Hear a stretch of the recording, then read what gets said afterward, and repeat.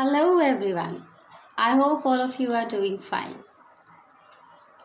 Today, in this video, I'm going to explain the chapter Deep Water from your book Flamingo. The chapter is an excerpt taken from the book of Men and Mountains by William Douglas. The full name of William Douglas is William Orville Douglas. He was born on 16th October 1898 in Maine, Minnesota, in US. After graduating with Bachelor's of Arts in English and Economics, he spent 2 years teaching high school in Yakima. So, for 2 years, he taught a high school at Yakima. However, he got tired of this and decided to pursue a legal career. He met Franklin D. Roosevelt at Yale and became an advisor and friend to the president. Douglas was a leading advocate of individual rights. He retired in 1975 with a term lasting 36 years and remains the longest serving justice in the history of the court. He is also known to be very strict with the civil liberties. Now, this chapter reveals in an autobiographical tone how William Douglas, as a young boy, was nearly drowned. And after that, what kind of fear, what intense fear he got, and how he overcame that fear. The whole chapter is about his fear of water, how he developed that fear, how this fear affected his life, and finally how he overcame that fear. So this is an autobiographical sketch of William Douglas. Let's start the chapter now. It had happened when I was 10 or 11 years old. So this experience this incident happened with William Douglas when he was 10 or 11 years old. I had decided to learn to swim. So William Douglas had decided that he would learn swimming. He would learn how to swim. There was a pool at the YMCA in Yakima that offered exactly the opportunity. So there was a swimming pool in YMCA that offered the opportunity of learning to swim. YMCA is the name of the pool. Okay. Now, the Yakima River. Now, the writer moves on to say that the Yakima River was treacherous. Now, here the meaning of treacherous is somebody who cheats us. Something which can cheat us, something which looks like something and in reality it is something different. So how Yakima River is treacherous here? Let's read again. Mother continually warned against it and kept fresh in my mind the details of each drowning in the river. So it was very deep and many people had drowned in that river, and William's mother continuously warned him regarding that river. So this way, because so many people had drowned in that river, this river was very, very treacherous, very, very dangerous. Now, but the YMCA pool was safe. So the Yakima River was dangerous, but the swimming pool at the YMCA was very safe. Why was it safe? See, it was only 2 or 3 feet deep at the shallow end. Shallow means not very deep. So this pool was only 2 or 3 feet at the shallow end. And while it was 9 feet deep at the other, the drop was gradual. So where the pool was not very deep, it was 2 to 3 feet deep only. And where it was very deep, it was 9 feet deep. And the other thing was the drop from the shallow to the deeper one was very, very gradual. It was not steep. It was the drop was very, very gradual. So YMCA pool, YMCA swimming pool was very safe to learn to swim, because at the shallow end it was only 2 to 3 feet deep, and at the deeper end it was 9 feet deep, and the drop was very, very gradual. Okay. I got a pair of water wings and went to the pool. I hated to walk naked into it and show my skinny legs. Now this is the thing which he dislikes. He dislikes to walk naked into the water and show his thin legs there. But I subdued my pride and did it. Because when you want to learn to swim, then you have to do it. So the writer also, William Douglas also, he subdued his pride because he did not want to put his skinny legs, show his skinny legs in the water and walk naked into it. But he subdued his pride and then he walked into it, subduing his pride. Now, William describes yet another experience with water which he had when he was 3 to 4 years old. Now he says why from the beginning, why he has the aversion to water, why he disliked water from early childhood. So this is the experience which he narrates. See, from the beginning, however, I had an aversion to the water when I was in it. This started when I was 3 or 4 years old and father took me to the beach in California. So when he was 3 to 4 years old, his father took him to a beach at California. He and I stood together in the surf. I hung on to him, yet the waves knocked me down and swept over me. So he was with his father. He hung on to him. But even though he was clinging very fast to his father, very tightly to his father, but he was completely overwhelmed by the surf which was coming from the sea, California, at the California beach. Now this is a very usual sight. When you go at any sea beach, you will see the waves, the surf, they come and then they withdraw. This is a very usual sight. But what happened with this little kid? He was 3 to 4 years only. What happened? That the water completely submerged him. The surf completely submerged him. Okay. I was buried in water. My breath was gone. I was frightened. So this is the kind of experience he got, and he was completely frightened. He was very, very, very afraid. It was as if he was buried inside water. Father laughed, but there was terror in my heart at the overpowering force of the waves. So at this, his father laughed.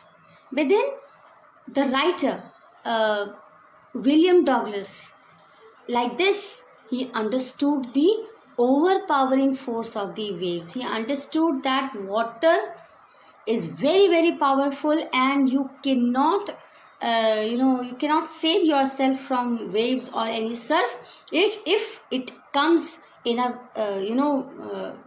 destructive way. So from that time only, here you see, when he was 3 to 4 years old, he went to the California beach with his father, but then he was totally submerged in the surf, and from that time he was frightened. He understood the overpowering force of water, and that is when his aversion to water started. He knew that water was very, very powerful. But then now he has come on to another incident. Now he is 10 to 11 years old, and now he has finally decided to learn to swim. And for learning, where would he go? Yes, you are correct. He would go to the swimming pool at the YMCA swimming pool, not the Yakima River. Yakima River is very, very treacherous. So he would go to the YMCA swimming pool, and for that first step, what did he do? He had his water wings. He subdued his pride and he entered inside the water. Now, let's come to the next paragraph. My introduction to the YMCA swimming pool revived unpleasant memories and stirred childish fears. And which were these unpleasant memories and childish fears? The same memory related to the incident of the California beach, which I described to you, explained to you just now. But in a little while, I gathered confidence. I paddled with my new water wings, watching the other boys and trying to learn by aping them. Aping them means imitating them. So he started having his confidence in a little while, and then he started, when he saw the other kids doing the same thing. Now, I did this 2 or 3 times on different days and was just beginning to feel at ease in the water when the misadventure happened. So for 2 or 3 times on different days, he did the same thing. With his water wings, he was inside water watching the other kids swimming in the water. So like this, his confidence revived. He was starting to revive his confidence. But then what was the setback? The setback was the incident which happened, which the author is going to describe in the coming paragraphs. See, I went to the pool when no one else was there. The place was quiet, the water was still, and the tiled bottom was as white and clean as a bathtub. So, what happened one day? He went to the swimming pool and everything was quiet there and nobody had come till then. I was timid about going in alone, so I sat on the side of the pool to wait for others. So till then he was timid, means he was fearful to go inside the swimming pool alone, and that is why what did he do? He waited for others to come and join him so that he could go inside the pool and practice. Because he was afraid of water, so till now he has not been able to muster up so much courage that he would go inside the swimming pool alone. So he has, what has he done? He is sitting beside the swimming pool. I had not been there long when in came a big bruiser of a boy, probably 18 years old. He had thick hair on his chest. He was a beautiful physical specimen with legs and arms that showed rippling muscles. He yelled, "Hi, skinny, how would you like to be ducked?" He was not there for long when an 18-year-old the writer refers to him like big bruiser, means he was very, very strong, having rippling muscles, is very small, very, very strong. And then what did he tell? He says, "Hi, Skinny." So since he was very strong, so he simply came and he said that, "Hi, Skinny, how would you like to be duck?" Means, would you like to go inside? So for him it was fun. What did he do? With that, he picked me up and tossed me into the deep end. Deep end? The deeper end of the YMCA was how many feet deep? 9 feet. Correct. So this brazier kind of boy, what did he do? He took this boy, the writer, in his hands, and in that sitting position itself, he tucked him inside. He put him inside. He tossed him inside the deeper end of the swimming pool. I landed. So this was a very, very unexpected thing, because still now, William doesn't know how to swim. So he writes, "I landed in a sitting position, swallowed water, and went at once to the bottom." So in the sitting position itself, he landed to the bottom. I was frightened, but not yet frightened out of my wits. On the way down, I planned, when my feet hit the bottom, I would make a big jump, come to the surface, lie flat on it, and paddle to the edge of the pool. So, William was very, very frightened, extremely frightened, but he was not frightened out of his wit. He still has his senses, and he has thought of a plan. And what is that plan? He has thought that when he would touch the bottom of the swimming pool, then he would make a big jump, then he would come to the surface, then he would lie flat on it, and then he would paddle to the edge of the pool. This is the plan which he has made, that he would do to save himself. It sounds so very simple. But is it so simple? Many of you must be knowing how to swim, and you know that it's not so simple. A person who doesn't know how to swim, for him, jumping up, then lying flat on the surface of the water, then paddling and everything is very, very, very difficult. But then this is the plan which the writer has made. It seemed a long way down. Those 9 feet were more than like 90, and before I touched bottom, my lungs were ready to burst. So even if he had thought so much, but then while going down, what happened? His lungs were ready to burst, because he was continuously swallowing in water. He was going deeper and he was swallowing inside water. His lungs were ready to burst. But those 9 feet, they were looking like 90 feet for him. But when my feet hit bottom, I summoned all my strength and made what I thought was a great spring upwards.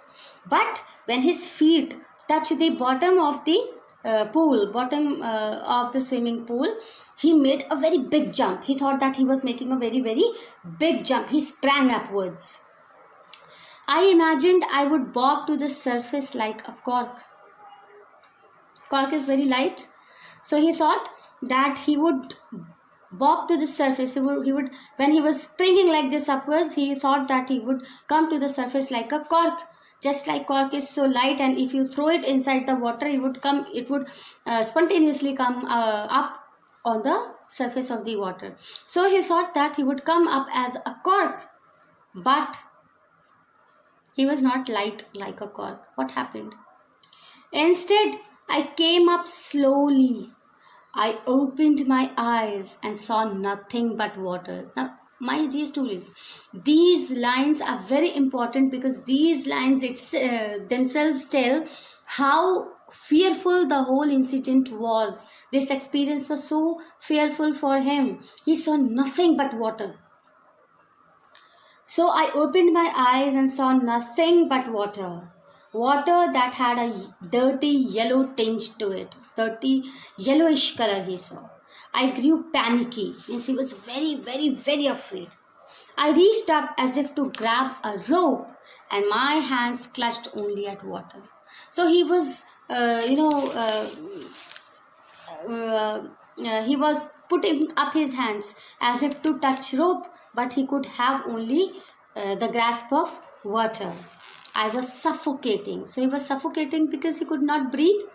I tried to yell, but no sound came out. So he tried to scream, he tried to yell, he tried to shout, but there was no sound. Because of course water was everywhere and he was swallowing inside water continuously. Then my eyes and nose came out of the water, but not my mouth. So this shows that he has come up the surface of the water, but then he has not been able to come up fully because only his eyes and his nose are outside the water, but above the water, and everything else is down. So even if he has come up, but he has not come above the water. His plan is to paddle across and everything. So this was very, very far. This was very distant thing because he could not even come above the water. So his plan has now for the time being failed. So this is all for now. Please read the lines, and please, if you have any doubt, come back to me. We shall be in touch. And till then, goodbye.